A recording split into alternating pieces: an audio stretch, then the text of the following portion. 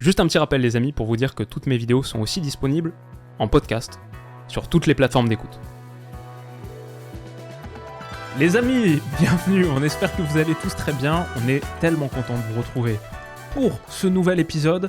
Ça faisait un moment, mais la Dream Team est reformée, la belle équipe, la fine équipe, et on est là pour parler de Coupe du Monde, non seulement pour se projeter sur le tirage au sort de demain, mais pour la première fois, en exclusivité mondiale, demain, on sera là, encore, tous les deux, on fait le live ensemble. Live tirage au sort, demain, sur la chaîne. Ça démarrera, je pense, je vais me brancher vers 17h30, un truc comme ça. Stan, il arrivera pour le tirage. Je crois, ils ont prévu, la FIFA, genre 1h30 de tirage. 45 minutes de show, 45 minutes où ça sort 48 noms, des petites boules. Ils ont invité Wayne Gretzky, ils ont invité Tom Brady, ils ont invité Aaron Judge et Shaquille O'Neal. Mec, je ne peux pas attendre le moment où Shaquille O'Neal va sortir la petite boule, je sais pas, genre Cap-Vert ou France. J'ai hâte de voir Shaq en train de prononcer les noms de pays dont il ignorait l'existence il y a 15 minutes plus tôt. Ça va être un régal. Et la FIFA va nous sortir un truc, je sais pas ce que ça va donner exactement. Ils sont assez fourbes là-bas. Mais bref, on va se retrouver avec Stan. Ça va être mortel le live. 3 de ça. Et Stan, comment ça roule? Qu'est-ce que tu nous racontes depuis... bon, nous, on s'est vu il y a 5 minutes pour un sujet sur ta chaîne. Mais qu'est-ce que tu racontes au peuple? Salam tout le monde, j'espère que vous allez bien, tranquille, posé. Moi, j'ai hâte de voir ce tirage au sort. Tu sais, moi, j'aime bien les Américains parce que j'aime bien le sensationnalisme à l'américaine, tu vois. Genre, même dans les petites émissions. Toi, tu imagines, on parle de tirage au sort de Coupe du Monde. La dernière fois, je regardais juste MasterChef USA. Genre, juste MasterChef de temps en temps, tu vois. Genre, à la fin, quand vous connaissez l'émission de cuisine, là, tu vois, où ils sont normalement, ils sont une dizaine ou une quinzaine, c'est un peu comme dans Top Chef. Cependant, aux États-Unis, ils aiment bien faire des groupes et des grosses challenges, donc des challenges extérieurs d'habitude, vu que c'est des Américains et qu'ils aiment le sensationnalisme à l'américaine et qu'aux États-Unis c'est important, tu vois, God Save America, le showmanship. Il faut truc, donc automatiquement il y a toujours des drapeaux qui arrivent, donc ils font un challenge, ils appellent l'armée de terre, l'armée de l'air, l'armée de mer, et puis après t'as un bateau, tu comprends pas, il y a pas d'eau mais il y a un bateau. Il y avait les Marines sur Top Chef, genre. Je te dis, il y a des hélicoptères qui passent avec des drapeaux. Tout ça juste pour cuisiner, hein. Le frérot, il doit faire 2-3 petits pois, un steak. Il faut mettre tout le monde d'ambiance. C'est les Américains. C'est comme ça. Donc, je m'attends vraiment à une Coupe du Monde dans tous les cas de figure où il y aura du show. Ça m'étonne pas qu'ils aient invité les légendes des autres sports. Wayne Gretzky, ok, machin, Tom Brady, football, Shaquille O'Neal qu'on connaît très bien et puis tout ce qui s'ensuit. Donc, c'est bien. C'est bien qu'ils aient pensé à tout cela. Moi, j'ai hâte de voir parce que c'est les Américains, quoi. Tu connais les Américains. C'est jamais simple. Ils sont déjà en train de préparer le film d'avant Coupe du Monde, le film d'après Coupe du Monde.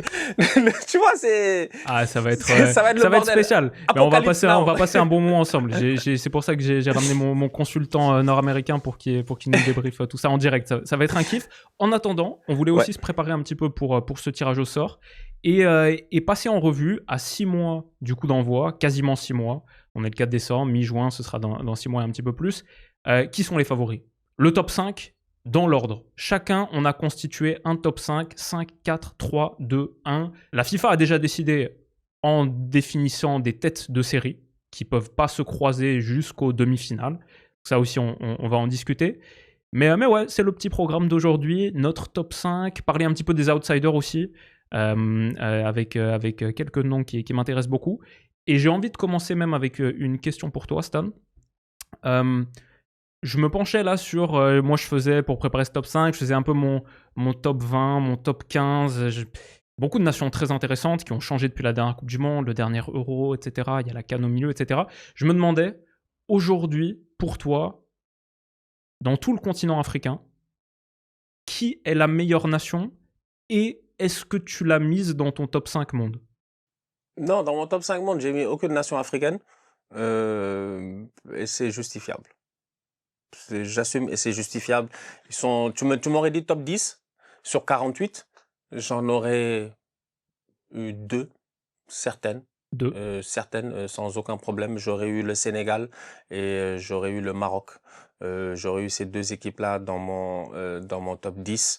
Mais dans un top 5, ça devient très serré, tu vois. Il faut voir les choses d'une manière très réaliste. C'est comme si tu me disais, est-ce qu'avant la dernière Coupe du Monde au Qatar, on pouvait imaginer que Maroc, ils font top 4?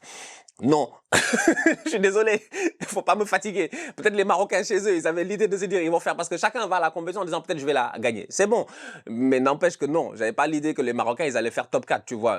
Non, ils sortaient d'une Coupe d'Afrique qui s'était pas gérée. Tu vois, c'était assez compliqué. Donc tu te mets dans cette optique-là et j'ai envie de dire non, mais ça pousse, ça titille, c'est pas très loin. Ça peut se positionner 6e, 7e, 8e. Mais ouais, moi, j'aurais dit aujourd'hui, je pense les 2 meilleures nations, en tout cas en Afrique. Euh, Après, c'est difficile de le dire juste comme ça parce que la Côte d'Ivoire est championne d'Afrique en titre.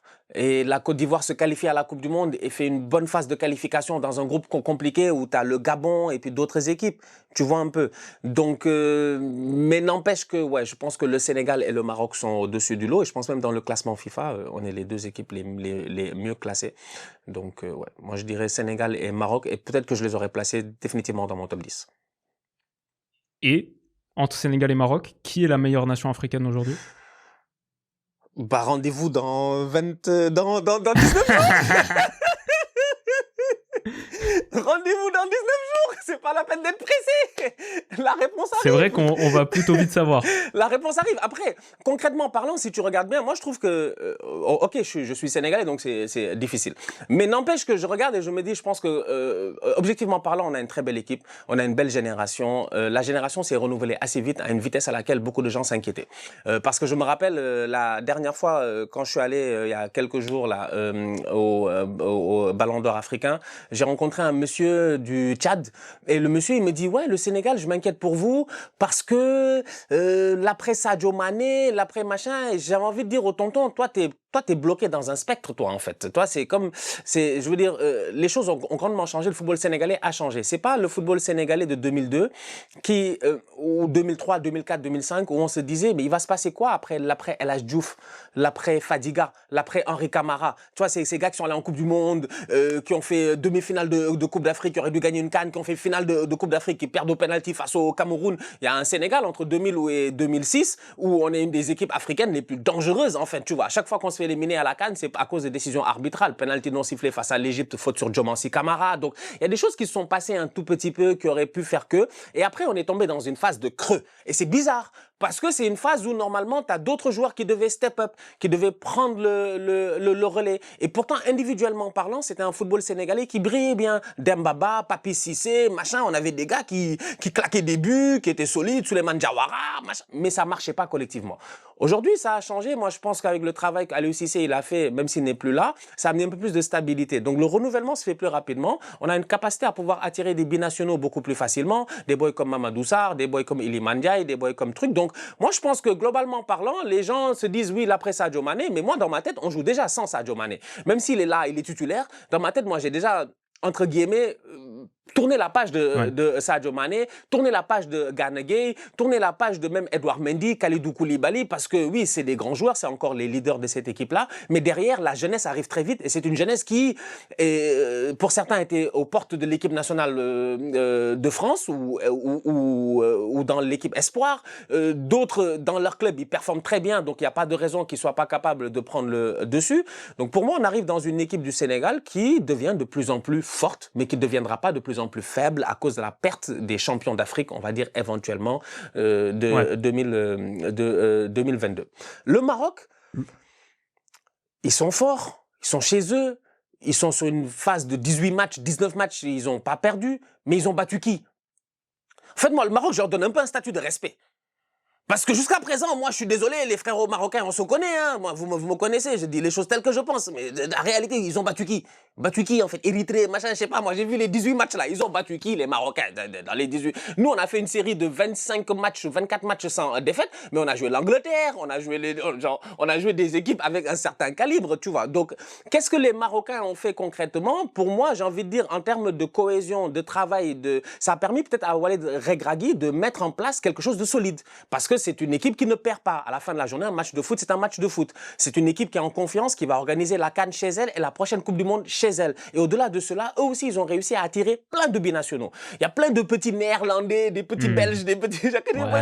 Ils ont trop de gars, trop forts en fait. Donc, s'il réussit à mettre cette même osmose-là et à changer son Ziyech, son Boufal par des nouveaux joueurs, à changer son Amrabat par des nouveaux gars et que techniquement parlant, ça marche bien face à des oppositions de même calibre, pour moi, le Maroc, ouais, c'est peut-être la meilleure équipe d'Afrique, effectivement. Mais, ouais, moi, je dirais Sénégal-Maroc, c'est les deux. Après, il faut pas oublier, effectivement, je sais pas, plus je pense, plus je me dis Côte d'Ivoire, on sait jamais. Même si la dernière CAN est pour moi une anomalie, je suis désolé, hein, c'est une anomalie, ils doivent pas arriver là où ils sont arrivés normalement, dans un monde normal, ils arrivent pas là où ils sont arrivés. Je sais pas, mais ouais, je dirais le Sénégal est en ce moment, pour moi, la meilleure équipe d'Afrique. Je reste confiant là-dessus. Effectivement, pas loin du top 10 ou top 10.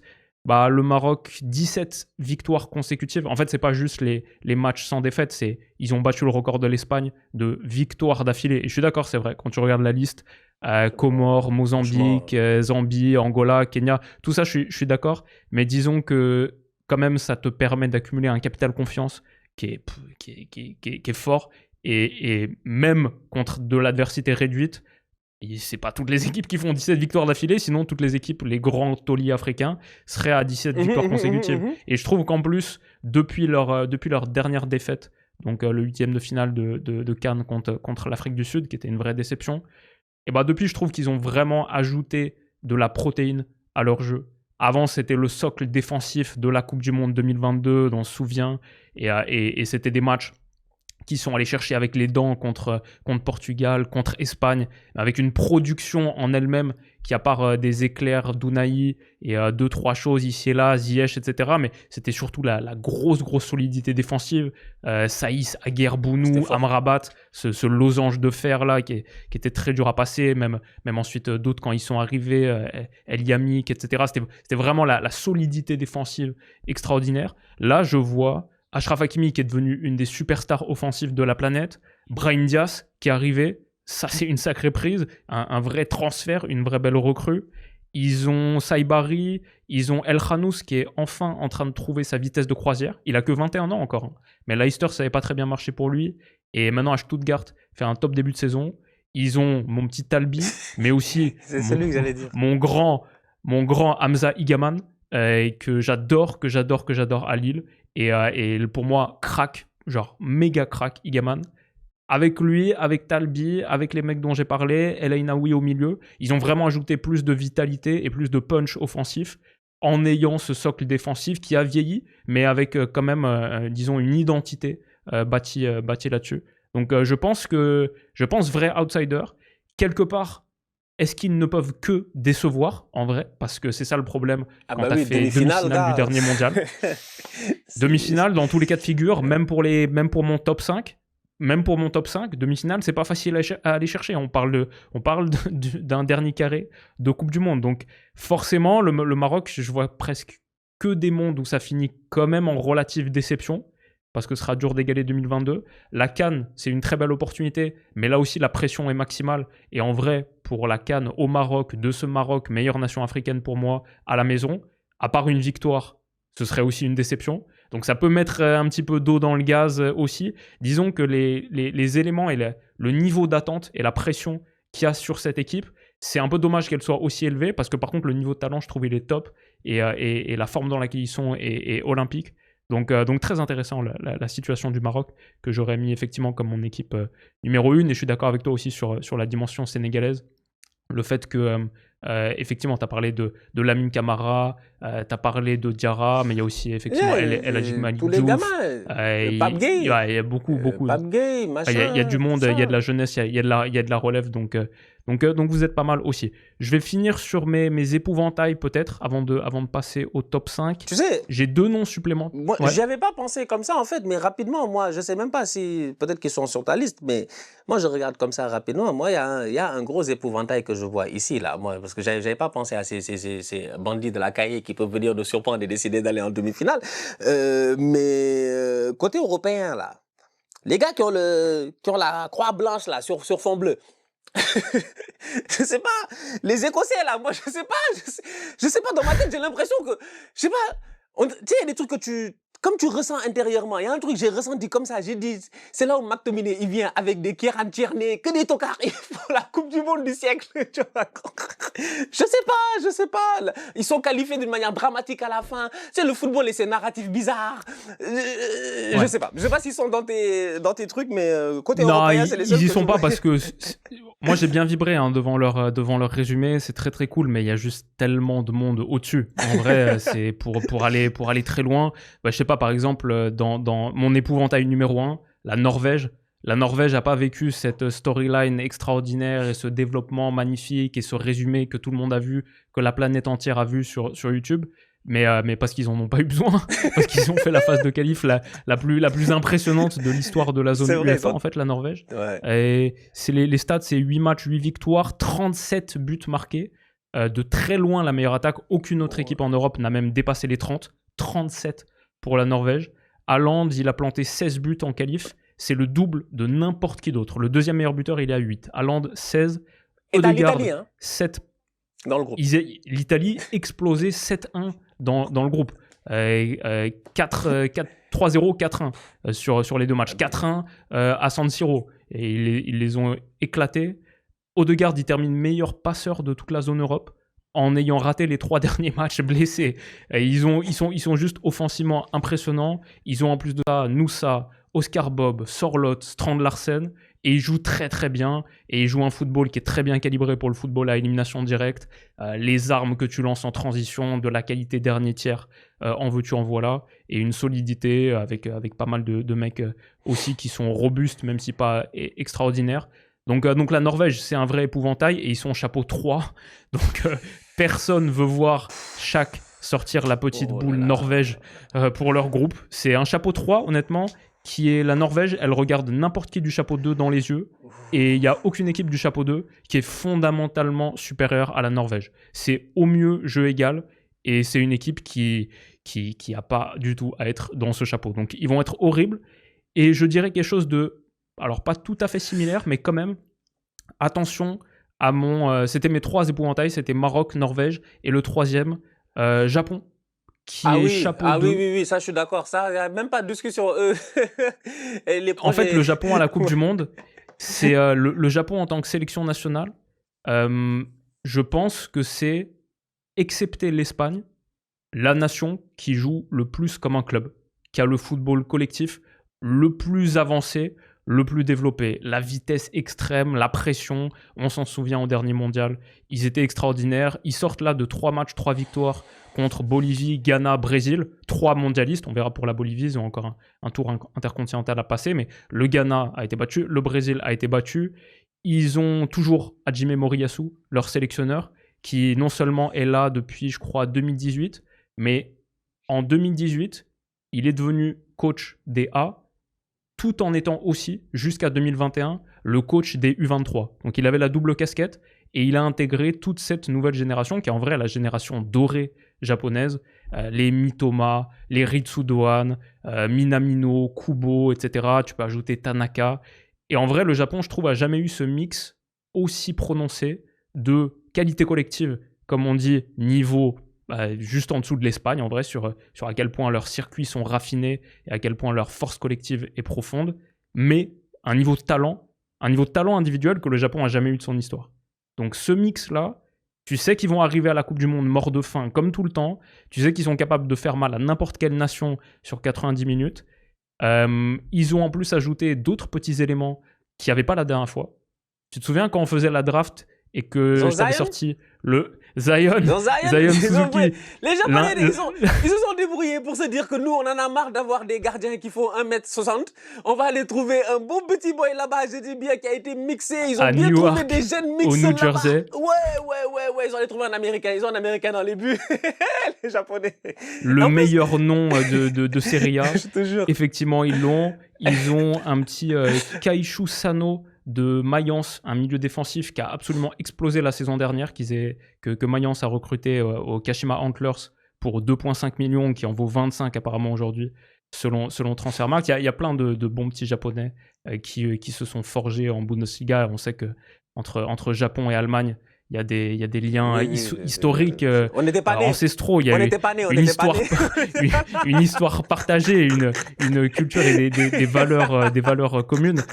Et je parle bien sûr uniquement de leur passion pour l'automobile. Tout à fait. Seulement de ça et de leur amour de l'ingénierie et de l'organisation, de la discipline, qui parfois peut déborder un peu sur Franchement, le champ une amitié géopolitique. explosive, une amitié explosive, une amitié vraiment explosive. Une amitié absolument explosive. Mais du coup, vraiment, ce Japon, il sera encore à surveiller de très très près cet été. Et c'est une équipe que j'ai mis en dessous du top 5, bien sûr, et aussi en dessous des équipes qui sont pas loin du top 5, que j'ai considéré pour le top 5, parce que quand même le Japon, malgré tout ça, je crois qu'ils n'ont pas fait mieux qu'un 8e de finale de Coupe du Monde depuis un moment, même s'ils sont toujours attractifs, kiffants à voir jouer, etc. Ils n'ont pas fait top 8, mais bonne nation, et voilà pour mes épouvantails. Moi, je suis d'accord. Si on doit réfléchir au top 5, est-ce que tu es d'accord avec moi que déjà il y a un top 4, pas forcément dans l'ordre, mais il y en a 4 qui se distinguent vraiment nettement?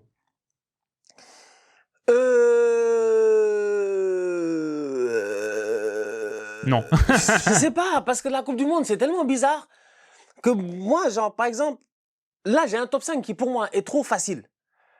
Tu vois, moi, je veux des surprises. Donc, je veux même pas que ce top 5-là, il gagne la Coupe du Monde. Déjà, moi, ça m'arrange pas parce qu'ils ont tous déjà gagné la Coupe du Monde. Tu vois, donc, dans tous les cas, tu restes dans ton top 5, tu as souvent les 8 gagnants de la Coupe du Monde, historiquement.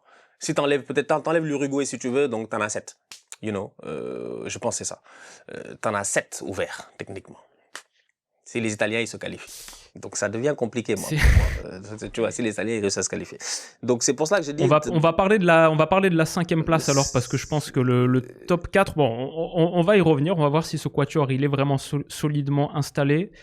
Est-ce que, donc, dans ton top 5, si tu as mis des vainqueurs de Coupe du Monde, ça veut dire que tu n'as pas mis les Pays-Bas et tu n'as pas mis la Belgique? Non. Ce qui me semble logique. Non.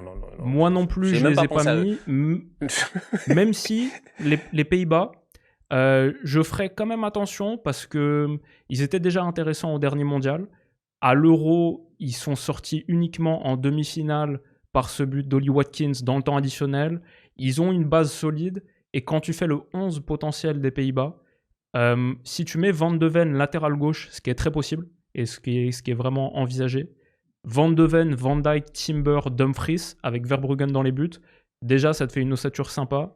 Et si tu ajoutes au milieu de terrain Frenkie de Jong, Gravenberch, Reinders, pareil, tu as un trio pour ton 4-3-3 qui est pas mal. Et après, tu as Gakpo, tu as Simons, tu as Frimpong, tu as un petit peu de matériel offensif, Memphis. Mais même dans les 5 majeurs ou des joueurs de top niveau Première Ligue, etc., tu as vraiment pas mal de matière avec laquelle bâtir ton équipe. Je pense que pour les Pays-Bas... C'est quel coach Encore C'est toujours Koeman. C'est Koeman, hein. Parce que pour moi, excuse-moi de te couper rapidement, moi je suis sur un mondial de coaching. Je sais pas pourquoi moi. En fait, je me suis même pas forcément basé sur les effectifs. Moi, la majorité de mes choix sont basés sur le coach. Parce que genre, je sens que c'est un mondial bizarre. Je sais pas, hein, mais ça va être un mondial. Tu vois, 48, c'est beaucoup. Ça va être long, il va faire chaud, ça va être le bordel. Je sens des gars qui... Je sais pas. Pour moi, je passe plus sur le coach. Donc, c'est pour ça que les Néerlandais, déjà, les Néerlandais, moi, c'est des chokers. Anyway, c'est des chokers. Je suis désolé. J'ai pas envie qu'on t'enlève ta résidence là où tu es, qu'on te renvoie. L'immigration te renvoie, toi. Mais c'est des chokers, en fait. Ils vont venir avec la plus belle équipe. De fait, 3 finales de Coupe du Monde, jamais gagnées. Ils vont faire la plus belle. C'est indéniable. Moi, je sais qu'ils sont capables d'aller en quart de finale, de nous fatiguer. Peut-être il y a Weghorst qui va rentrer. Il y a un Néerlandais qui est pas un choker, mais il est derrière une voiture de Formule 1 et c'est Verstappen, il va sûrement gagner dimanche, il va sûrement taper les Lando Norris et machin. Lui, c'est pas un choker. C'est le seul. Lui, c'est différent. Mais non, les Pays-Bas, voilà, les Pays-Bas, c'est un peu jusqu'à preuve qu'ils sont capables de le faire. Je vais être quand même réservé. Et ce milieu de terrain, Reinders, Frenkie, Gravenberch, qui me fait beaucoup saliver, il me faisait encore plus kiffer l'année dernière. C'est peut-être un milieu de terrain qui arrive un an trop tard. Si la Coupe du Monde avait été jouée été 2025, et que tu arrives avec Gravenberch, Reinders à ce niveau, Frenkie... Là, c'est chaud. Là, c'est cool. Ouais. Là, en ce moment, Frenkie, il est blessé. Gravenberch, il est dans un Liverpool à la dérive. Et Reinders, c'est pas forcément titulaire à Manchester City. Donc, c'est pas tout à fait... Voilà, c'est ça. Donc, c'est pas tout à fait la même histoire. Et pour dire juste un mot sur la Belgique, avant de passer au top 5, j'ai jamais vraiment confiance en Rudy Garcia. Donc ça va être ma limite fondamentale. Je suis Tu trop vas éprouvé par mon passé de Lyonnais. Et ils ont fait un parcours de qualif correct. Ouais, mais bon. 5 victoires, 3 nuls, dans un groupe où ils auraient pu aller chercher les 8 victoires. Tu vois, la Norvège, dans un groupe plus compliqué, ils font 8 sur 8. Il y a des équipes qui ont laissé moins de points sur le bord de route. Apparemment, ils jouent pas trop mal récemment. Et surtout, je vais dire que on a beaucoup parlé de la génération dorée belge et la fin de cette génération dorée. Et on va voir effectivement dans quel état seront Kevin De Bruyne et Lukaku cet été, qui sont actuellement indisponibles. Mais moi, je me demande si la nouvelle génération, qu'on considère apparemment pas comme dorée, mais en vrai, je me demande si elle me plaît pas au moins autant. Il y a peut-être pas un joueur de la trempe de Kevin De Bruyne, genre un joueur top T'as pas de 30, Hazard, 21e siècle comme Kevin De Bruyne. Effectivement, t'as pas de Eden Hazard. J'oubliais Eden Hazard. Ça, c'est vrai. Ça te fait quand même une sacrée paire. Donc, t'as Hazard, De Bruyne, des joueurs peut-être top 30, top 40, 21e siècle. T'en as pas actuellement. Mais t'as avec Jérémy Doku un joueur qui est top 10 mondial en ce moment. Je trouve le niveau de Doku est spectaculaire. Genre vraiment, lui, s'il continue sur cette lancée, qu'il continue dans cette logique de progression, dans des positions de plus en plus variées sur le terrain, enfin, le niveau qui monte, je trouve ça genre fou. Si t'as tes joueurs, tes jeunes là qui arrivent, les petits Joaquin Seyss, De Kuyper, Raskin, Diego Moreira, Lavia qui reviendrait de blessure, Malik Fofana, il y a une nouvelle petite génération qui est sympa. T'as toujours Courtois dans les buts. Et même, je veux dire encore mieux, tu as de nouveau Courtois dans les buts, parce qu'il y avait toutes les affaires avec les sélectionneurs, avec Tedesco, etc. Au moins, ce que Garcia a réussi, c'est de faire revenir le meilleur gardien du monde dans les buts de sa sélection. Donc ça aussi, sur un tournoi à élimination directe, c'est toujours cool d'avoir Courtois sur ta ligne. Et Selmakers fait la saison de sa vie à Milan. Dommage qu'Openda joue plus trop à la Juve et que son transfert n'a pas l'air de réussir. La saison est encore longue, on ne sait jamais. Il peut peut-être reprendre la deuxième partie de saison et tout. Mais bon, ouais, ça reste un effectif. Après, à la fin de la journée, est-ce que tu fais peur à cause de ton nom? Est-ce que tu fais peur parce que ce que tu as sur le papier? Parce que j'ai envie de dire que l'effectif belge, là, que tu me nommes comme ça, l'impression que je peux prendre presque au hasard, je peux prendre une équipe, limite, je peux prendre une équipe au hasard et te dire ici que, à part Doku... Je sais pas, moi, qu'est-ce que la Belgique Doku a de Courtois, plus c'est pas mal. Moi, je construis une sélection sur Doku Courtois. Oui, je suis d'accord sur Doku Courtois. Parce que Courtois, c'est important. Parce que Courtois est trop fort. Franchement, lui, c'est lui qui sauve le Real à chaque semaine ici, à leur permettre de rester dans les matchs. Et puis, c'est aussi les noms qu'il n'y a plus. Il n'y a plus Alderweireld, il n'y a plus Vertonghen, il n'y a plus cette arrière-garde vieillissante qui te coûtait tellement et qui avait été, en vrai, je trouve, une des causes principales du déclin de la Belgique.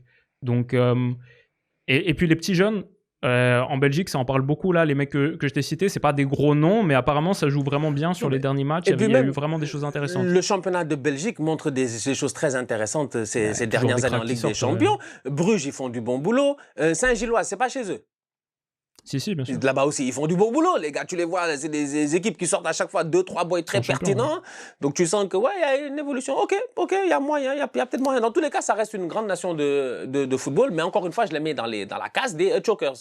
Les mecs, ils ont même champions de leur continent, ils sont pas. On parle de la Coupe du Monde, là, quand même. Tu vas être... Stan, ça va être difficile pour toi de prendre un billet de Thalys, je pense, sur le reste de ta vie. On t'accepte pas au Benelux. Très bien, mais ça me va aussi, parce que moi aussi, je les ai pas mis top 5. On arrive à la question peut-être la plus intéressante. Est-ce que tu as mis le Brésil dans le top 5 ? Ouais, j'ai mis le Brésil dans le top 5. Ah, c'est ça le mondial de coaching, c'est le Brésil d'Ancelotti. Moi, je t'ai dit que moi, je vois ça comme ça. Je vois ça vraiment, je sais pas pourquoi, j'ai un feeling que, tu sais, il y a des mecs qui sont forts en compétition.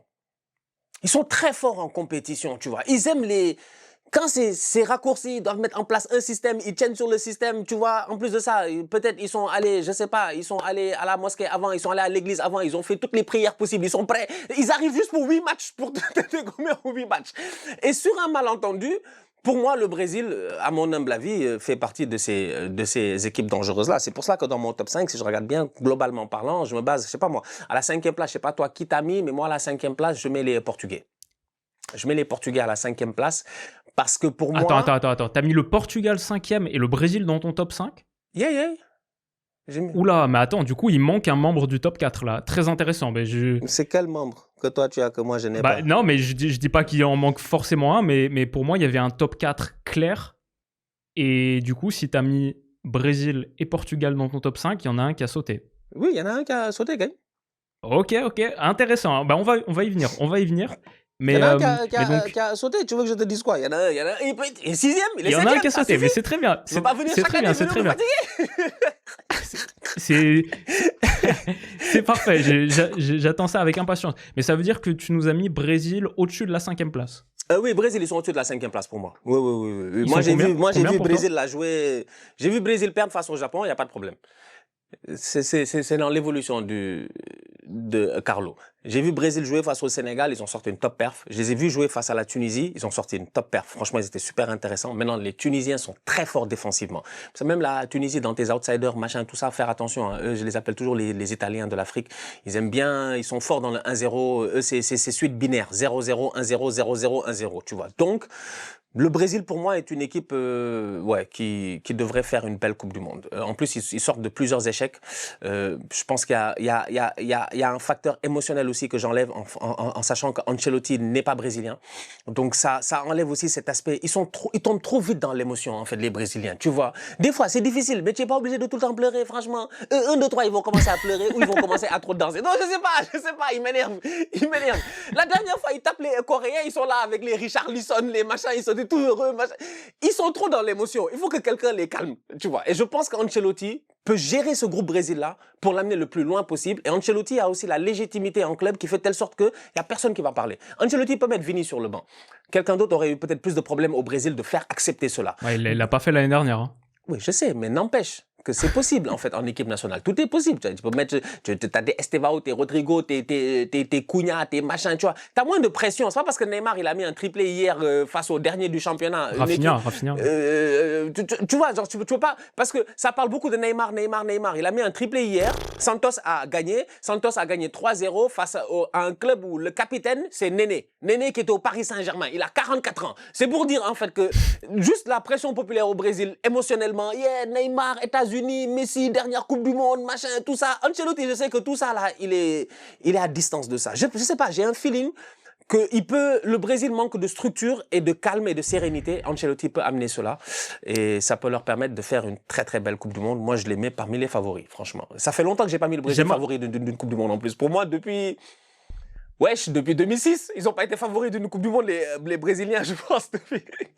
Mais moi, j'aimerais qu'ils fassent quelque chose. Parce que même chez eux, en 2014, ils n'étaient pas favoris. L'équipe de Tokar, match d'ouverture, tu ramènes des Fred. Je me rappelle, moi, on était là, on disait, mais eux, là, tu as à domicile, tu t'en sors. Coup franc de David Luiz en 8e de finale, tu vois. Donc. 2018, ils étaient assez forts. 2018, quand ils perdent contre la Belgique, ils n'ont pas de chance. Ils dominent de ouf ce match.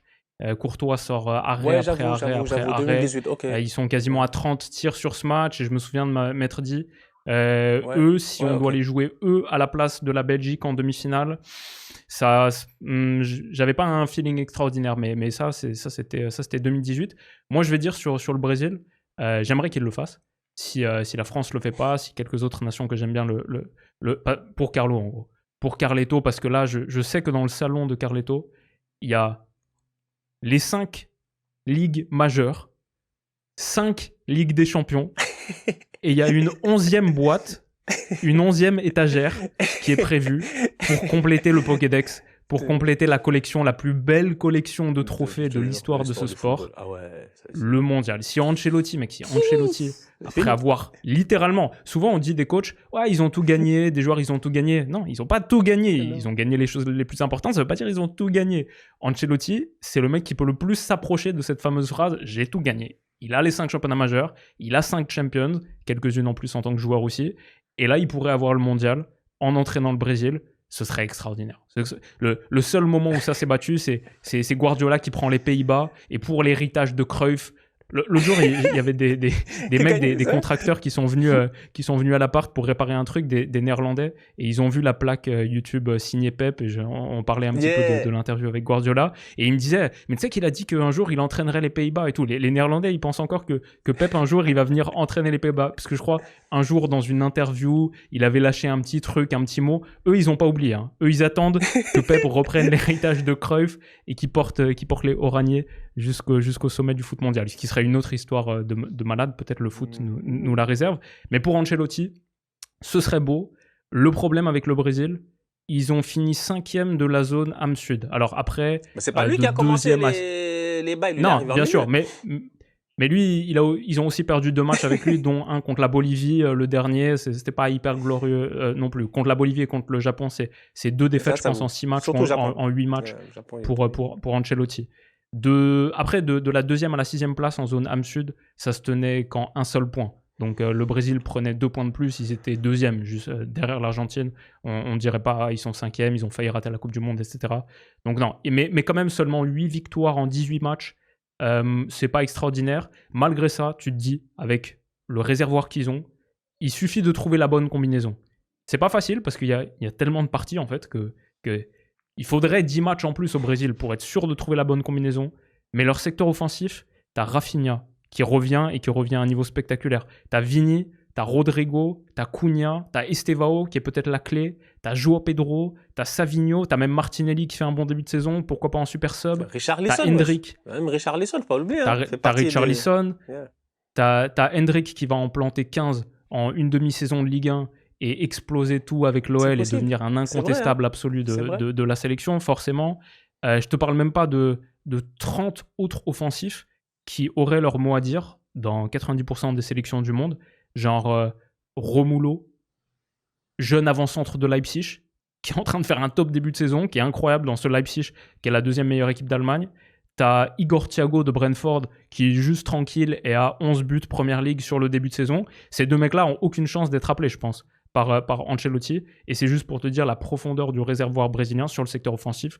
Ils sont dingues. Derrière, tu peux faire une paire de centraux, Gabriel Marquinhos.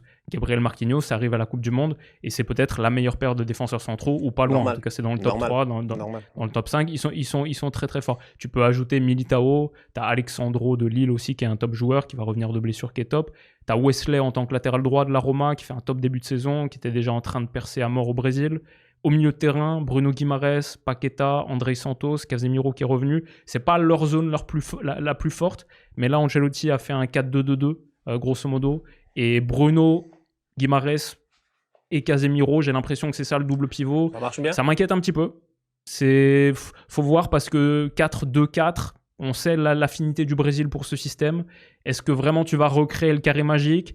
Est-ce que la plateforme à 2 c'est suffisant? À la relance, est-ce que Bruno c'est vraiment un 6 relanceur ou plus un 8 agresseur? Bruno Casemiro à la relance, je vois potentiellement des difficultés là. Mais bon, le talent qu'ils ont est indéniable. Ils ont un effectif et un coach qui est bien calibré à ce stade pour le foot de sélection, je pense. Donc ils vont être dangereux. Pour moi, c'est effectivement, je me les suis notés comme c'est le gros qui dort. Attention au réveil. Est-ce qu'ils auront suffisamment de temps pour arriver au mondial et vraiment trouver leur 11, vraiment trouver leur ossature, avoir écarté la question Neymar aussi, qui pourrait poser problème, le cas Vinicius, pour faire une équipe fonctionnelle, peut-être c'est moins dangereux, moins problématique en football de sélection, etc. Ça, c'est une dimension intéressante. Mais je suis d'accord avec toi, Ancelotti, il faut s'en méfier, Brésil, il faut s'en méfier. Je les ai pas mis top 5, mais ils sont pas loin. Donc, ah ouais, si tu tu n'as pas veux mis top 5 quand même, c'est surprenant. Parce que pour moi, il y a le quatuor, mais ils sont en conversation pour cette 5e place, où j'ai mis une vraie surprise pour la 5e place, je pense. Mais parce que j'ai pas mis le Portugal non plus. Que toi, tu as mis top 5. Moi, je mets le Portugal. Parle-nous un peu des Portugais. Je mets les Portugais à la 5e place parce que ça, c'est une question maintenant générationnelle. Tu vois, le Portugal, par exemple, je sors du cadre du coaching et là, je rentre vraiment dans la génération de ce Portugal-là. Ils sont forts, en fait. Ils sont très forts. Ils sont forts, ils sont jeunes, ils sont dynamiques, ça joue bien au football. Et je sens que petit à petit, j'ai espoir que ce Portugal, je mets petit astérix en fait. Je mets Portugal, après je mets astérix. Et je dis, tout dépend de si Cristiano Ronaldo décide de se gérer ou pas. Je suis désolé, mais c'est la réalité des faits, en fait. Tu vois, Ronaldo n'est pas le joueur qu'il était. Ronaldo n'est plus le joueur qu'il était. Ronaldo ne peut pas être le socle du Portugal lors de cette Coupe du Monde. Déjà à la dernière Coupe du Monde, le désaveu de le mettre sur le banc et de faire jouer Gonzalo Ramos qu'on connaissait pas réellement, qui vient, qui claque un triplé, je sais pas quoi, en 8e de finale et puis tout cela, c'était déjà too much en fait. Son impact n'a pas été énorme. Oui, il est capable de claquer des buts, c'est une légende, c'est un grand joueur et tout, mais cette équipe du Portugal a assez de talent. On n'est pas dans une sélection où tu manques de talent. Je sais pas moi, c'est pas les pays de Galles qui essaient de faire jouer Aaron Ramsey jusqu'à présent. En fait, c'est-à-dire qu'à un moment donné, même si, alors que Aaron Ramsey peut être considéré comme étant peut-être un des plus grands Gallois avec Gareth Bale depuis des années et des années, tu vois. Mais tu n'es pas dans cette optique-là, en fait. Là, tu es dans une optique où il y a que du talent, frère. T'as que des petits boys. Laisse Bruno gérer l'équipe. Laisse Bruno, il va gérer avec les Vitinha, les João Neves, les machins, et puis tous ces boys-là, les Nuno Mendes et les je ne sais pas quoi. En fait, il y a de quoi pour moi, cette jeunesse portugaise-là. Tu as une équipe majoritairement avec quelques vétérans, beaucoup de boys en bas de 25 ans, qui performent dans des grands clubs européens, qui sont au top de leur forme. Pour moi, il y a pas de... Quand je vois le dernier match qu'ils ont joué en plus sans Cristiano, là, en fait, ils sont juste... Pour moi, il pose problème. Je suis vraiment désolé, quoi, parce que les fans de Ronaldo, ils nous fatiguent. Ils abusent. Moi, j'ai hâte qu'il atteigne les 1000 buts, et puis après, c'est bon, tu vois. Après, on se dit que c'est bon, c'est une légende. Non, franchement, il atteint les 1000 buts. Moi, si Cristiano atteint les 1000 buts, je suis prêt à demander à tous les joueurs de football, s'il vous plaît, arrêtez-vous à 999. Laissez-lui ce prix-là. Laissez-lui. Parce que si 5 ballons d'or, ça te suffit pas dans ta vie. Pour avoir dans ta tête que tu es le mec. En fait, Bill Russell, il a combien de rings? 9, je crois. LeBron James a combien de rings? Est-ce que LeBron James a besoin de se battre pour 4, avoir... Man doesn't give a F. Il n'est pas là pour se dire, je vais chercher 9 rings. En fait, c'est que l'autre, il est dans un spectre qui, pour moi, bloque l'affaire. Franchement, pour moi, le Portugal, ça va être une des équipes les plus chiantes et les plus dangereuses de la Coupe du Monde. 11 bagues pour Bill Russell. 11 bagues. Ouais, 11. Alors que les autres n'ont même pas 5 ou 4. Donc, quand même, calme-toi. Cristiano doit arrêter. 5 ballons d'or, franchement, boy. Tu es déjà le GOAT. C'est pas parce qu'il y en a un là-bas, il en a 8 que ça veut dire que ça change quelque chose pour nous, en fait. Donc, s'il va dans ce rôle de leadership-là et d'accompagner les jeunes, franchement, pour moi, le Portugal doit aller déjà au mondial sans Ronaldo, ce qui est presque impossible, mais c'est pas grave. S'il peut accompagner les jeunes et les laisser jouer, je pense que les supporters portugais seront, en tout cas, je sais pas s'ils seront heureux, mais je sens que le outcome pourrait être ultra positif. Ouais. Donc moi, c'est pour ça que je mets le Portugal dans mon... Ouais. Déjà, je vais dire, Ronaldo, c'est pas le GOAT, c'est-à-dire, il est déjà le GOAT. Non, clairement, il est pas le GOAT, il est pas le vrai GOAT, si on prend la définition ultime de GOAT. C'est bien sûr Léo Messi.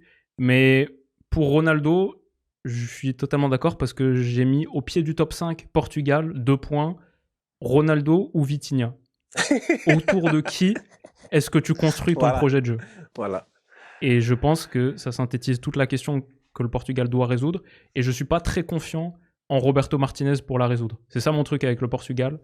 Je ne crois pas qu'hors d'une blessure de Ronaldo ou un carton rouge ou quelque chose qui te force la main, je ne crois pas que véritablement il peut prendre la décision de le reléguer à un second, voire troisième rôle. Donc ça m'inquiète parce que effectivement, je trouve que le réservoir portugais, les joueurs qu'ils ont, tu as parlé de Nuno Mendes, Vitinha, João Neves, Ruben Dias en défense centrale, Diogo Costa top gardien, l'autre jour ils font entrer Chico Conceição bien sûr, Carlos Forbes qui entre, qui est intéressant, ils ont Mateus Nunes, un titulaire de Manchester City, ils ont tellement de talent et la génération portugaise est dingue, même Leao qui est intéressant dans le Milan d'Allegri en 3-5-2. Et est-ce qu'on oublie des mecs? Pedro Neto avec Chelsea qui s'est imposé comme un titulaire, Rodrigo Moura, le petit jeune de Porto aussi très intéressant. Il y a toujours Bernardo, pourquoi pas, même si je pense avec le Portugal c'est parfois un peu compliqué, mais il y a tellement de monde au Portugal et tu as peut-être le meilleur 6 du monde en ce moment avec Vitinha. Donc autour de qui est-ce que tu bases ton idée du jeu? Tu as une paire que tu dois faire jouer déjà au milieu de terrain. La dernière fois, il arrive à Ligue des Nations, il fait João Neves latéral droit. Là, je comprends que Luis Enrique, il fait ça parce qu'il a des fois des problèmes de latéraux. Il ne veut pas remplacer Achraf, il n'y a pas de truc. Mais genre, tu ne peux pas réfléchir autrement que de faire jouer ce double pivot-là. En fait, ça marche en club.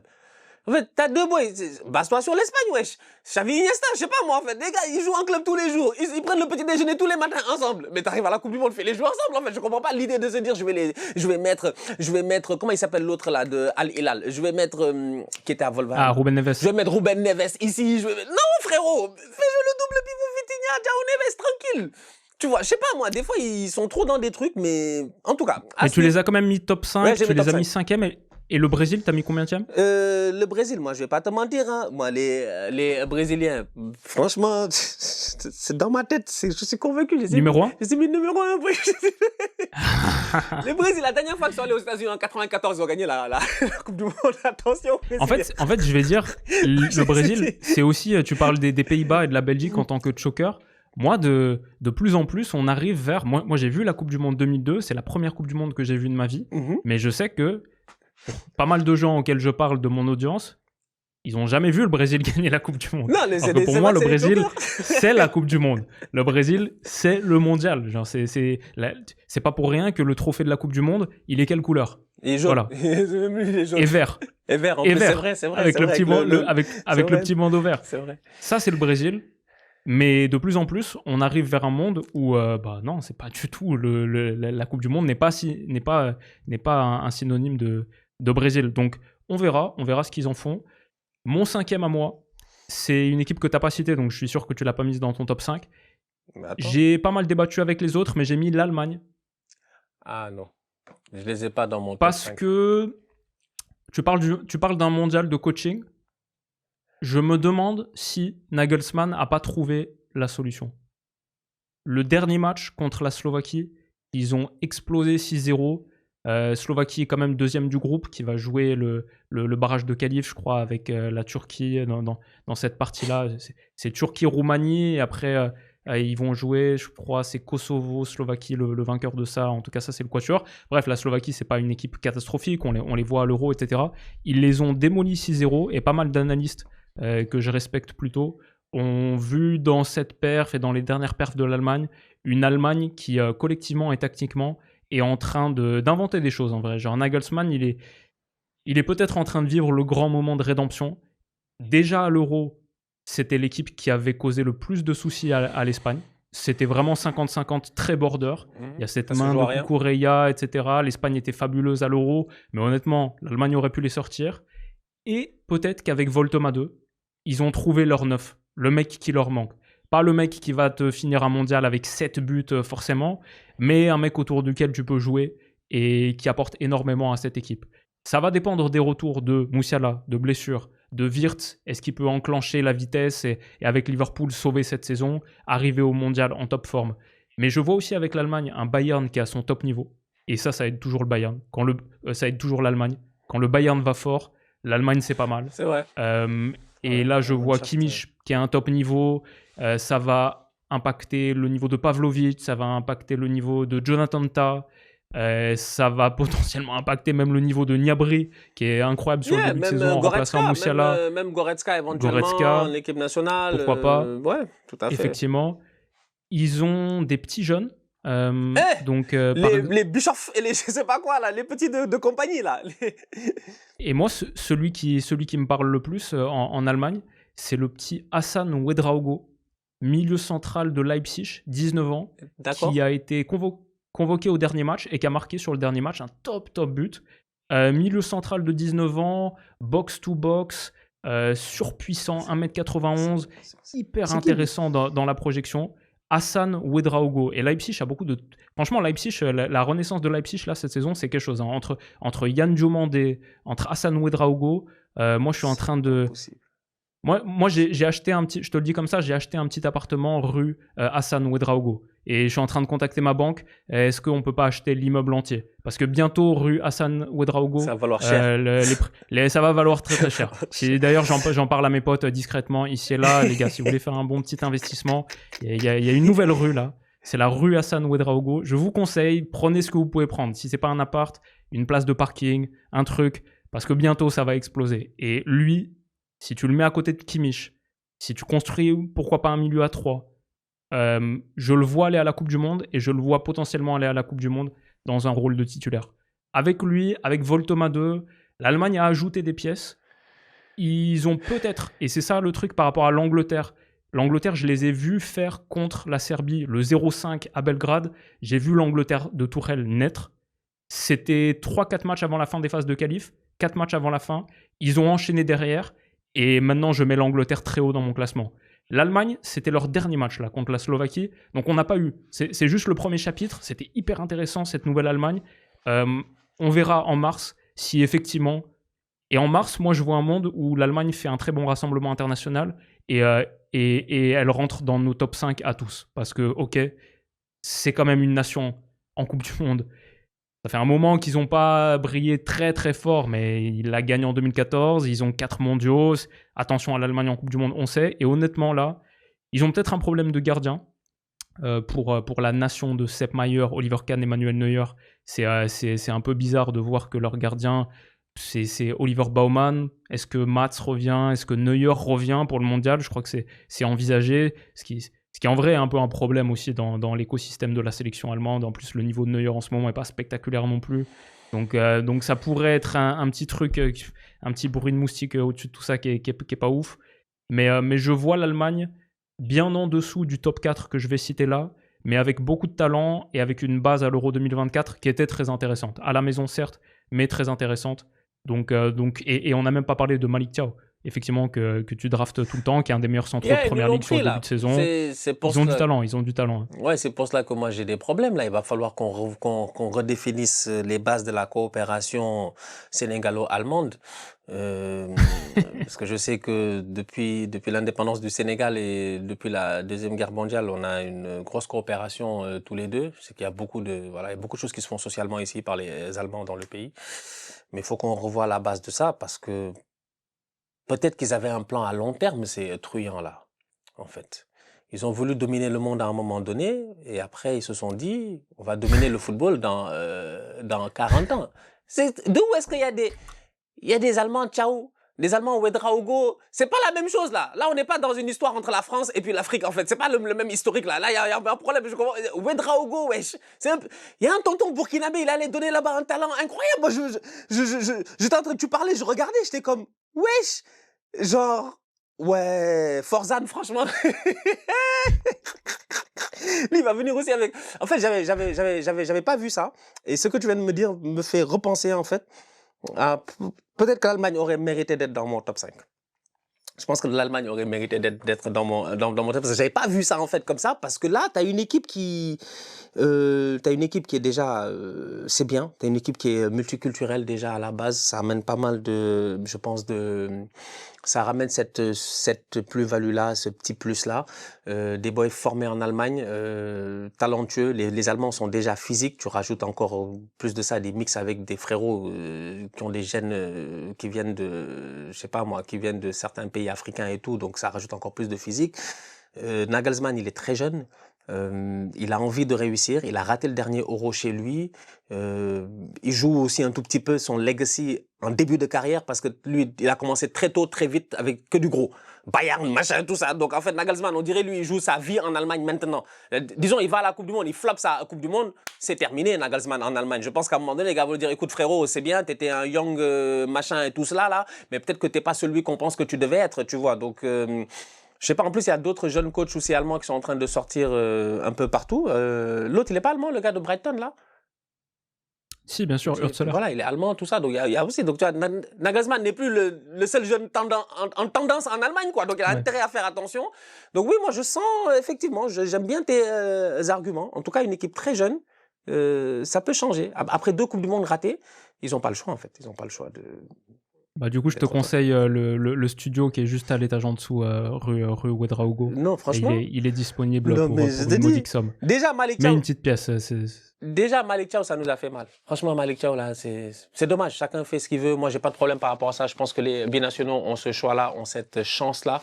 Comme j'ai toujours dit, je pourrais jamais juger quelqu'un par rapport à, tu vois, c'est comme moi, j'ai passé la moitié de ma vie au Sénégal, j'ai passé la moitié de ma vie dans un autre pays. Est-ce que tu peux m'empêcher, moi, aujourd'hui, de me dire que, émotionnellement, je me sens faisant partie de 2 cultures en réalité? Non. C'est pas parce que tes parents sont nés quelque part que ça veut dire non. Chaque être humain se développe d'une certaine manière et puis tout. Donc, moi, je respecte ça. C'est juste dommage qu'on ait perdu un boy aussi fort. Et en plus de ça, il a claqué un but en championnat la dernière fois. J'étais encore 2 fois plus triste. J'étais comme, tu vois, Malik Thiaw, il aurait été pertinent. Donc, ouais, ok, les Allemands, ça fait du sens. Donc, du coup, toi... l'Allemagne est mon top 5. Et donc, mon quatuor, j'ai le quatuor de la FIFA, les 4 têtes de série qu'ils ont placées des 4 coins du tableau. Je vais pas te les sortir dans l'ordre, mais c'est effectivement France, Angleterre, Espagne, Argentine. Toi, il y a une de ces 4 nations que t'as pas mis dedans. Oui. Pas mis dans le top 5. Oui. C'est laquelle? C'est la tienne. C'est vous. Vous nous fatigué, c'est vous que j'ai foutu dehors. C'est vous. C'est vous, c'est le moment de flop. C'est le moment de flop là, c'est le moment de flop. Il est temps qu'il y ait un changement de garde là-bas. Je sais pas. Avec Didier Deschamps, on sait jamais. Avec Didier Deschamps, on sait jamais, tu vois. Mais peut-être c'est la compète de trop. Peut-être c'est le moment qui est renouvellement, qui est changement. Moi, c'est comme ça que je vois ça avec l'équipe de France. Maintenant, peut-être je me trompe. C'est comme le duo.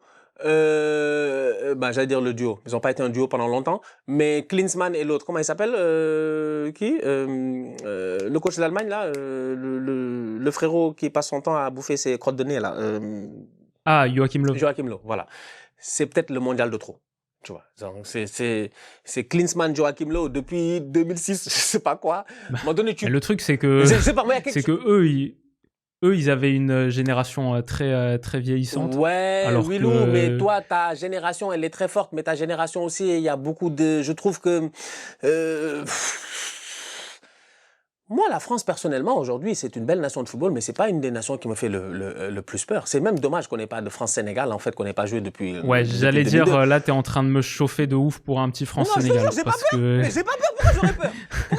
Mais c'est bien que t'aies pas peur, Et ça n'empêchera pas que Dembélé, Olysée, Doué, Mbappé, avec Ekitike, Barcola en sortie de banc, Cherki, Akliouche, il y a moyen de passer quelques buts, je pense. Non, franchement, je sais pas. Après, on va voir dans une Coupe du Monde, tu sais, tu peux pas avoir gagné la Coupe du Monde 2018. Si on regarde bien la France on regarde l'équipe de France, on les regarde, on enlève Naïsna. Donc 2010, on part de 2014. 2014, tu fais éliminer par l'Allemagne dans un match où, encore une fois, je le considère, comme tu disais tout à l'heure, les 50-50, là où la France aurait pu passer face à l'Allemagne. Avec un peu de chance, peut-être Benzema, il égalise. Peut-être, tu vois, genre, il y a moyen, c'est pas un mauvais match, c'est pas une domination, c'est pas l'Allemagne qui va taper le Brésil 7-1, tu vois. Donc, il y a quelque chose qui fait que ça se joue à 1-0, il y a moyen, peut-être.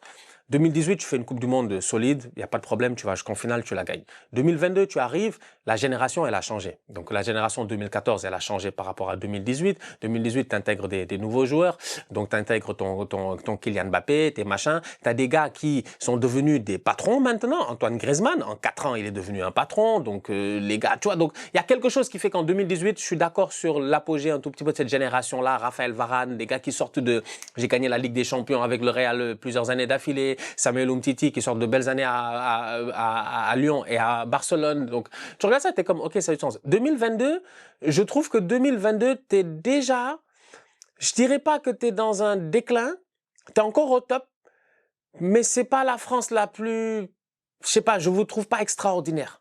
Personnellement, t'arrives en finale, tu fais une mauvaise première mi-temps, tu fais une bonne fin de deuxième mi-temps, t'as un joueur incroyable. C'est comme le Real Madrid en ce moment, tu vois. Tu vas me dire, oui, je regarde une statistique intéressante. Le Real, à ce stade-ci de la saison, a le même nombre de points qu'Ancelotti l'année passée. Et pourtant, on se plaint de la même manière en se disant qu'en ce moment, ça joue pas bien. Ça parce que Mbappé, il va claquer 25 buts, il a claqué 25 buts et qu'on est début décembre, que ça veut dire forcément que l'équipe, elle joue bien. Maintenant, dans une compétition, à 7 ou à 8 matchs, c'est important d'avoir un buteur, quelqu'un qui est capable de claquer des buts, de te sauver dans des matchs compliqués. T'es mené 2-0, il permet d'égaliser, c'était le cas de Kylian Mbappé. Maintenant, est-ce que Didier Deschamps n'est pas arrivé aussi à un moment donné de saturation? Moi, c'est ce que je voyais un tout petit peu déjà au dernier mondial. C'est ce que j'ai ressenti un tout petit peu lors du dernier Euro. Et j'ai l'impression qu'on continue sur cette lancée-là je pense qu'il est arrivé à un niveau de saturation footballistique où ça devient plus compliqué. Je sais pas. Moi, je vois pas la France faire la Coupe du Monde. Après, c'est la France, hein, ils sont capables, vous êtes capables comme d'habitude, hein, demi-finale, finale. Mais cette année, je pense qu'il y a d'autres équipes qui sont capables de faire la différence. Ça risque d'être, pour moi, peut-être un mondial raté de la part des Bleus. Maintenant, raté, c'est relatif. Faire huitième de finale. J'ai hâte qu'on confronte cette opinion demain dans le live.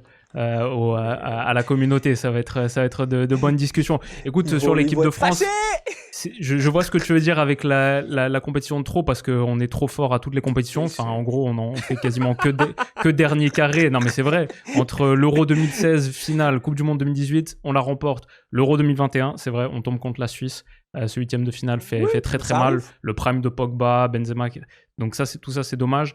Mais Coupe du Monde 2022, voilà, finale avec un Griezmann qui était niveau Ballon d'Or avant la finale. Moi, je maintiens que si l'équipe de France gagne cette finale et que Griezmann rate pas son match, avant ça, il était sur un niveau où il allait prendre le ballon d'or. Il faisait une compétition. C'était le prime de Griezmann, si on me le demande. C'est la Coupe du Monde 2022 jusqu'à son ballon d'or. En replacé, là, en tant que 8, il était spectaculaire. Et l'Euro 2024, on fait encore une demi-finale, un dernier carré, battu par une Espagne qui était nettement meilleure que nous. Et c'est la raison pour laquelle j'ai mis la France que 3e du classement. C'est que 2 retours contre l'Espagne. Si on doit rejouer l'Espagne à un moment, je ne nous vois toujours pas ayant progressé sur la pression pour pouvoir vraiment, comme contre l'Espagne, on avait marqué le premier but, à la demi-heure de jeu, c'est 2-1. En seconde mi-temps, ils peuvent faire de la possession défensive pendant quasiment 45 minutes, et nous, on n'avait pas les armes, on n'avait pas la pression, on n'avait pas le foot assez moderne pour pouvoir les challenger et revenir dans la rencontre. Et du coup, ça, c'était notre situation face à l'Espagne. Mais bah, le reste de l'équipe, je t'ai parlé du secteur offensif où Mbappé, Dembélé, Olysée, c'est déjà un sacré trio. Mais moi, j'ajouterais Désiré Doué. Et je pense que Doué est la clé de l'équipe de France. Je ne sais pas s'il va démarrer sur le banc, tout de suite titulaire ou quoi. Pour moi, c'est la clé. Que ce soit sur la pression, que ce soit sur la capacité à percer un bloc bas, que ce soit sur son imprévisibilité. Tout le monde a besoin d'un dribbleur de ce niveau. Les grandes équipes, Yamal, Doku, etc. Dans les projets de jeu les plus aboutis même, t'as besoin. Pour moi, Doué, c'est le mec qui... Pour moi, c'est la clé offensive de l'équipe de France, même au-dessus des tauliers absolus que j'ai évoqués. Le secteur défensif, c'était quand même la force de notre Euro. Koundé est à un niveau difficile en ce moment avec le Barça, mais c'était un des meilleurs joueurs de la compétition à l'Euro 2024. S'il retrouve ça avec l'équipe de France dans un foot de sélection, ok. Upamecano est à un niveau stellaire en ce moment avec le Bayern. Genre Upamecano, c'est à retrouver un niveau. Il n'y a que lui et Saliba que techniquement que tu as concrètement, parce que après. Konaté, c'est difficile, mais tu n'as besoin que de 2 mecs pour une charnière. Et après, t'inquiète, il y a des défenseurs centraux en France qui arrivent. On a un réservoir, on a une liste longue comme ça, si tu veux. Non, en Ligue 1, il y a pas mal de noms. Mais même actuellement, tu mets Saliba ou Upamecano. Tout à l'heure, je te parlais de Gabriel Marquinhos. Pour moi, Saliba ou Upamecano, ça, c'est la meilleure charnière du monde. Et Maignan dans les buts, c'est toujours très costaud. Notre milieu de terrain, milieu à 2... Manu Koné, en vrai, moi j'ai regardé tous les matchs bien sûr de préparation, il est au top, super intéressant. Kanté qui est revenu, pourquoi pas, peut rendre service. Tchouaméni, notre seul problème c'est peut-être latéral gauche où on est encore sur Lucas Digne parce que Théo Hernandez, les problèmes, parti en Arabie Saoudite, etc. Et encore Lucas Digne il rend service, les centres sont corrects, sont très bons, etc. Mais tout ça pour dire, moi je vois encore une équipe qui est offensivement délirante. Et notre réservoir il est quasi infini. Pour moi on est à notre rang dans les 4 têtes de série. Je pense qu'on est largement une des 4 meilleures équipes du monde. Et je nous mets 3e parce que je vois juste deux nations qui sont au-dessus. Mais je nous ai mis pour autant légèrement au-dessus de l'Argentine, que j'ai mis 4e. Tu vois, moi, les Argentins, moi, je les ai mis 3e. Je vais te parler un petit peu de l'Argentine, qui est pour moi la version hémisphère sud de l'Espagne 2008, 2010, 2012, parce qu'ils ont fait Copa América 2021, Coupe du Monde 2022, Copa América 2024. Ils sont sur les 3 titres consécutifs. Qu'est-ce qui est arrivé à l'Espagne en 2014 après la razzia 3 fois de suite? Alors, je rigole un peu, mais ils sont très très forts. Ils ont fini largement premier de la zone Amérique du Sud. Ils vont jouer l'Espagne en mars dans la finalissima. Messi contre Yamal, la première itération. On verra si on a une deuxième à la Coupe du Monde. Si l'Espagne et l'Argentine se jouent, c'est uniquement en finale, hein, d'ailleurs. S'ils terminent tous les 2 premiers de leur groupe, c'est uniquement en finale. Mais finalissima, Messi contre Yamal, incroyable Messi qui aura 39 ans sur cette dernière Coupe du Monde. Et je me souviens déjà il y a 4 ans, quand on lui demandait avant le Qatar, et il disait non mais c'est sûr ce sera ma dernière, avec le journaliste qui était en pleurs, etc. Là, c'est sûr c'est ma dernière, machin. Et non, 4 ans plus tard, le mec est de retour. Et Scaloni, c'est vrai qu'il a bâti un vrai truc. Après Arabie Saoudite, je me souviens aussi quand McAllister est arrivé dans le 11, Enzo Fernandez est arrivé dans le 11. Ils avaient démarré avec Paredes, De Paul et Papou Gomez qui était titulaire. Paredes est sorti, Papou Gomez est sorti. Et là, ils ont construit une ossature Enzo McAllister qui était vraiment très forte. Ce sera encore, je pense, aujourd'hui, le double pivot auquel tu peux ajouter Valentin Barco, qui est quasiment le meilleur joueur de Ligue 1 là sur le début de saison avec Strasbourg, qui va être, je pense, dans la liste. Mais ils ont aussi Nico Pass, pas loin d'être le MVP de Serie A. Ils ont Mastantuono, Mathias Soulé. Ils ont une jeunesse qui arrive, qui est vraiment hyper intéressante, tout en ayant peut-être le meilleur trio de numéro 9. Bon, généralement, ils jouent une forme de 4-2-2-2 avec Messi qui a un des postes de devant. Mais Lautaro, Julián Alvarez et Joaquín Panicelli, qui était jusqu'à pas longtemps le top scorer de Ligue 1, c'est un sacré trident à avoir et ils n'auront jamais de problème sur ce poste de numéro 9. Ils savent gagner, ils ont gagné toutes les dernières compétitions qu'ils ont jouées. Ils sont largement premiers des qualifs en zone Am-Sud, comme j'ai dit, meilleure attaque, deuxième meilleure défense, seulement parce que l'Équateur a pris 5 buts en 18 matchs, les malades. Et le truc, c'est que Messi, à 38 ans ou à 34 ans, ça change pas grand-chose, en fait. C'est le même module de jeu. Voilà, c'est la même compris, idée. C'est ça. Messi, même à 50 ans, il va jouer le même football, lui. Ça change rien. Mec, il a fini meilleur buteur des qualifs. Hein. Encore une fois, à 38 ans, il a fini meilleur buteur des qualifs. Meilleur joueur de MLS. Meilleur joueur de MLS de très très loin. De très très loin. J'ai vu l'autre jour un diagramme XG plus XA. Et Messi, il est tout seul dans son monde. Tout seul dans son monde. L'Argentine est bâtie autour de Messi et sait jouer avec un Messi vieux. Ils l'ont fait et ils ont gagné la Coupe du Monde dans cette configuration. Donc ils peuvent le refaire. Clairement, ils peuvent le refaire. Et Messi peut battre. Ça, c'est un record. On en parle moins que les 1000 buts de Ronaldo. Mais Messi peut devenir le meilleur buteur de l'histoire de la Coupe du Monde. Il est à 3 buts de Miroslav Klose. Il en a 13. Klose 16. C'est la Coupe du Monde pour devenir encore un peu plus une légende. Pas pensé à ça. Et ouais, 3 petits buts pour rejoindre Klose, 4 pour le dépasser. Et ça ajoute un petit peu plus de piment. L'Argentine est très forte, l'Argentine est top 4.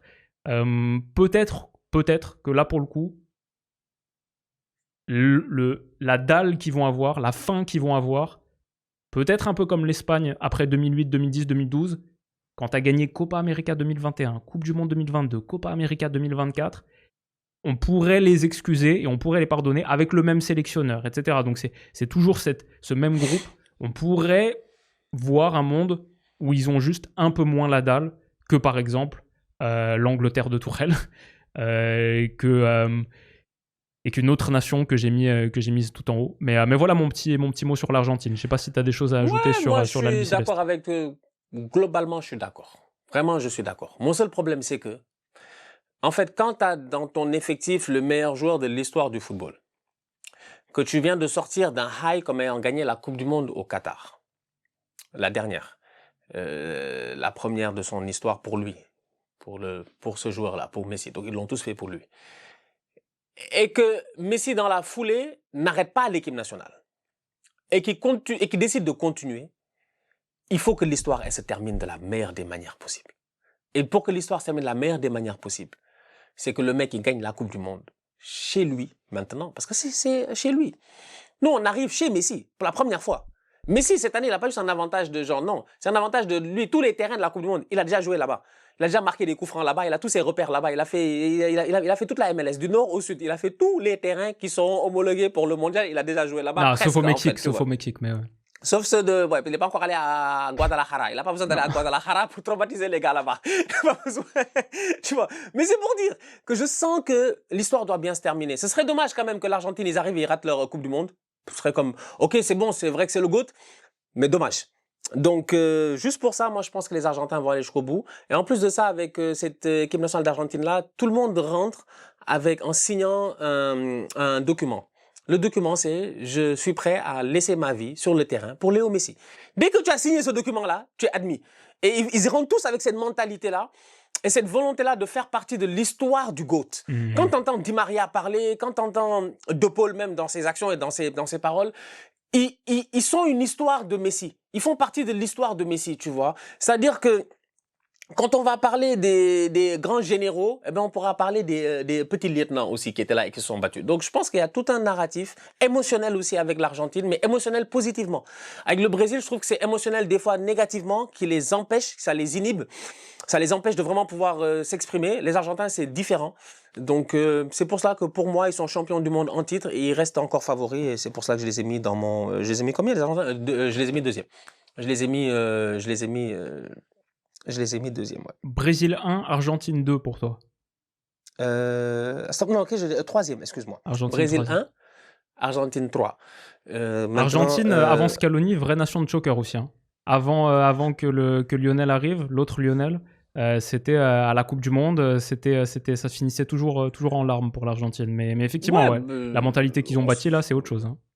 Non, c'est différent, on s'en rappelle. 2014, ils peuvent gagner la finale, franchement. Franchement, quand tu revois la finale, ils peuvent gagner la finale. Genre. Si Higuaín, Palacios, machin. Tellement d'actions ratées, tellement de... Il y avait moyen pour l'Argentine. Cette finale-là qui perd face à l'Allemagne, le 1-0, comment il s'appelle, Schürrle, Götze, là, il y avait moyen de quelque chose. 2010, c'est un flop total parce qu'émotionnellement, ils sont juste trop hypés par Maradona. Ils sont comme, ouais, ils arrivent souvent 4-0, je sais pas, ils prennent en huitième de... Tu vois, les Allemands qui les ont tapés 4-0, Ouais, je sais pas, en huitième ou en quart, ou je sais même plus. Ils ont pris un truc. Donc, ils étaient trop hypés par Maradona. Donc, et puis 2006, je me rappelle même plus. 2006, je me souviens 2006. surtout du but d'Esteban Cambiasso au bout d'une action collective incroyable. Peut-être. Et ils avaient ce maillot, ils avaient le maillot bleu marine, là, leur maillot extérieur, les maillots Adidas de l'époque avec les petits numéros, les numéros à 3 bandes comme ça, là, qui sont sur le côté, qui étaient ouf. Mais ouais, en tout cas, l'Argentine, bien sûr, je les mets top 4, c'est les tenants du titre. Et pour moi, c'est la meilleure équipe d'Amérique du Sud. Donc, je suis curieux de ton classement du Brésil top 1, mais c'est un vrai... On verra si c'est la même chose en mars. Il me reste mon top 2. Et toi, il te reste ta deuxième place, qu'on ne connaît pas encore. Ouais, moi, c'est ma deuxième et ma quatrième place. Hein. Moi, deuxième et quatrième place. Brésil, Espagne. Non, Brésil.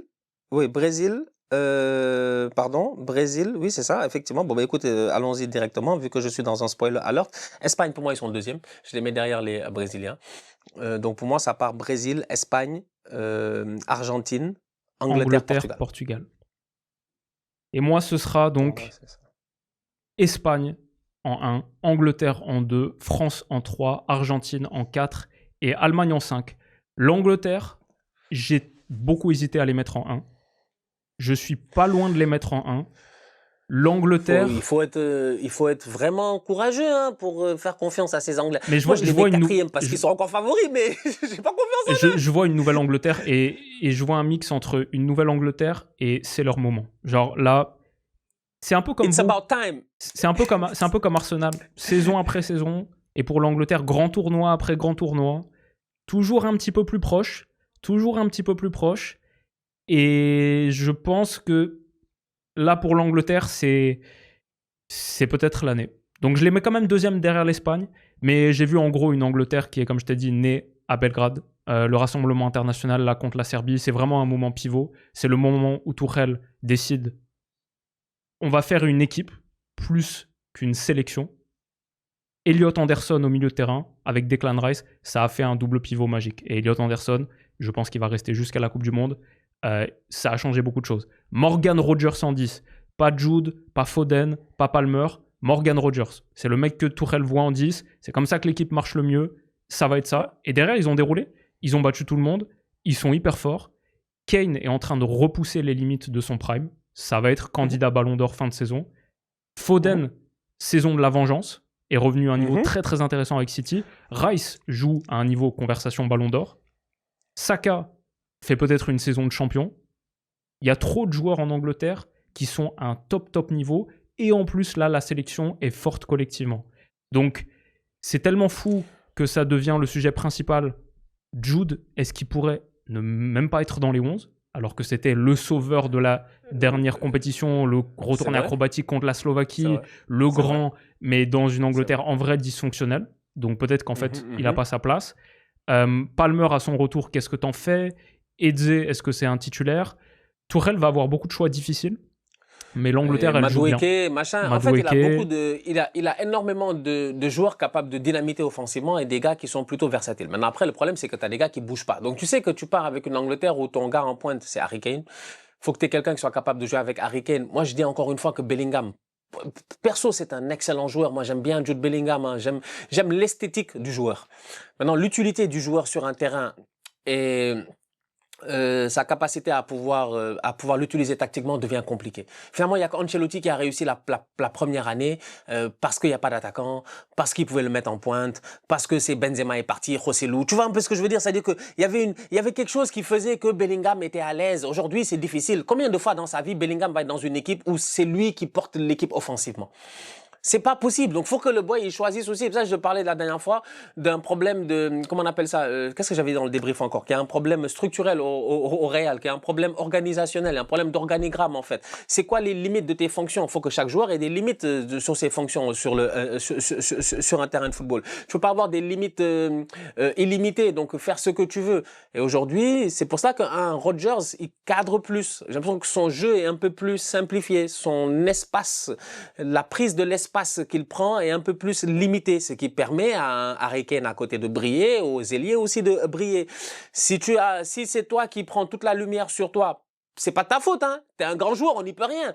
Mais si en plus de ça, en termes de jeu aussi, tu monopolises les axes par lesquels le jeu doit passer et que tu n'es pas un facilitateur, ça devient compliqué. Et je pense que c'est ça qui pose problème avec Jude Bellingham réellement aujourd'hui. Donc, la réalité, c'est que pour moi, c'est pas un scandale. Si Bellingham est sur le banc en équipe nationale, il n'y a pas scandale. Il y a scandale pour les Anglais parce qu'il est titulaire en Angleterre ou certains. Il est titulaire, pardon, en Espagne au Real. Mais pour moi, il n'y a pas scandale. Je trouve effectivement qu'un Rodgers, ça cadre mieux. Je trouve qu'un Eze, ça cadre mieux. Je trouve qu'un... comment il s'appelle, même limite, hein, de temps en temps dans certains matchs, on l'a vu lors des qualifications, des Madueke, tout ça, c'est des boys qui cadrent mieux, tu vois. T'as un rôle défensif à faire en Angleterre parce que t'as de bons ailiers aussi. T'es des gars qui ont l'habitude de jouer un tout petit peu box to box, donc de redescendre, de remonter et puis tout. Donc du coup, t'as un double pivot qui est assez clair. Est-ce que Bellingham, moi j'arrête pas de le dire, est-ce que Bellingham peut jouer dans un double pivot défensif? Est-ce que Bellingham peut sortir son inner Steven Gerrard? Je sais pas, est-ce qu'il est capable de temps en temps de se dire que ouais, le boy, quand il va monter, c'est pour claquer une frappe ou bien ouvrir ou casser une ligne, mais en réalité, majoritairement, il a un rôle défensif. Ce que réussit à faire Declan Rice. Declan Rice réussit à Arsenal de temps en temps à jouer super haut, être très pertinent, à se projeter, à courir, à machin et tout, mais il est aussi capable d'être devant la défense et de gérer. Et jusqu'à présent, j'ai pas encore vu Bellingham dans une formation à la place de Tchouaméni en disant je vais gérer. Est-ce que c'est son rôle? Non. Est-ce que c'est ce qu'il aspire à faire? Non. Est-ce qu'il veut jouer en pointe? Peut-être. Je sais pas. Franchement, pour moi, Bellingham, je pense que la première saison nous a trompés. La première saison avec Ancelotti, là, était tellement high que depuis lors, je suis juste comme, je cherche encore où est-ce que je dois le placer. C'est un puzzle que j'arrive pas à mettre. C'est vrai, mais après, je me souviens aussi avec Bellingham, je pense que c'était la Coupe du Monde 2022, où il était déjà, en tant que jeune joueur prometteur de l'Angleterre, leur meilleur joueur sur le terrain. Il avait fait un mondial extraordinaire. Et le truc avec Bellingham, c'est que, bon, moi, je suis un méga fan du joueur. Je pense que par rapport à d'autres, la question est un peu moins saillante de est-ce qu'il est soluble dans un collectif? Parce qu'en vrai, lui, il est capable de faire les efforts défensifs. Il a un tempérament, détestation de la défaite, gros caractère, parfois peut-être trop. Et il y a cette dimension mentale qui est à éclaircir. Je pense qu'avec l'Angleterre, la question, c'est effectivement son positionnement. Dans cette Angleterre 4-2-3-1, on va dire, sur le papier, le poste de 10, c'est pas le meilleur pour Jude, parce que souvent l'Angleterre va avoir des configurations où elle doit faire face à des blocs bas, et Bellingham qui a 1 million de qualités, ouvrir les brèches dans un bloc bas, c'est pas ça. Et peut-être là tu veux plus Rodgers. Dans un style extrêmement transitionnel, et des moments aussi, pour des moments, je vais dire même, Bellingham c'est un big game player, c'est un homme de grands moments, et j'aimerais beaucoup l'avoir dans beaucoup de configurations. J'aime aussi peut-être la complémentarité avec Kane. Je ne sais pas si elle a beaucoup marché, mais sur le papier, Kane qui décroche beaucoup et Jude qui aime bien la profondeur, je trouve qu'il y a quelque chose. Mais de fait, à la fin, la réponse, c'est le terrain. Et de fait, je ne peux pas dire les raisons, genre 1 million de raisons pour lesquelles Bellingham en Angleterre, ça ne peut pas marcher. C'est très possible que dans 6 mois, on a la conversation et Bellingham est de retour dans le 11 et ça marche bien. Ce que je peux dire, c'est que là, actuellement, la version sans Bellingham, elle marche. Et souvent, le foot, c'est ça, et notamment le foot de sélection, c'est ça. C'est pas tant de dire « Ah, mais lui, c'est pas possible, lui, on peut pas le réintégrer parce que ça pose tel problème. » C'est juste, là, la version qu'on a, elle fonctionne très très bien. Et Tourelle, il a trouvé quelque chose. C'est peut-être une question tactique, technique, de profil, et Rodgers, par son profil, ça fonctionne mieux. C'est peut-être simplement une question d'envie, de faim. C'est peut-être une question de match-up. Et là, sur les équipes que l'Angleterre a affrontées, c'était cool. Mais peut-être demain, si tu joues l'Allemagne, si tu joues la France, tu es content d'avoir Bellingham dans les grands moments, etc. Donc, c'est une question qui va être débattue en Angleterre jusqu'à la Coupe du Monde. Hein. De toute manière, c'est clairement le gros sujet outre-Manche. Et ce sera intéressant parce qu'un mec comme Bellingham, c'est sûr que tu veux l'avoir dans ton groupe et dans les grands moments, dernier quart d'heure d'un match, prolongation, je serais rassuré avec un mec comme ça sur mon terrain. Mais on verra donc pour l'Angleterre. À la fin de la fin, j'ai quand même mis l'Espagne numéro 1 parce que c'est un petit peu comme le Paris Saint-Germain, jusqu'à preuve du contraire, entre guillemets. Et je veux qu'on se rappelle que l'Espagne, en 2024, a réussi le plus grand Euro de l'histoire. 7 matchs, 7 victoires. Croatie, Italie en phase de groupe. Angleterre, France, Allemagne en phase d'élimination directe. La meilleure attaque, le meilleur football, un des meilleurs footballs de sélection qu'on ait vu. Peut-être même encore supérieur à l'Espagne 2008, 2010, 2012. Pour moi, peut-être le meilleur foot de sélection que j'ai vu de ma vie. Il était tellement dans la pression, tellement aussi dans le contrôle, capable d'imprimer du contrôle, comme l'équipe de France en demi-finale. Notre équipe de France, avec notre talent offensif sur le papier, ils nous ont totalement anesthésiés. Et peut-être, même... Alors, encore aujourd'hui, je ne sais pas, mais si tu me dis, ils ont les 3 meilleurs joueurs du monde, on verra le retour de Rodri si... Dans un an, dans 6 mois, là, pour la Coupe du Monde, il est de retour dans cette conversation Ballon d'Or. Mais Yamal, Pedri, Rodri, tu peux me soutenir que les 3 dans leur bon jour, c'est les 3 meilleurs joueurs de la planète. Je suis tout à fait prêt à l'entendre. Et après, ils ont une richesse.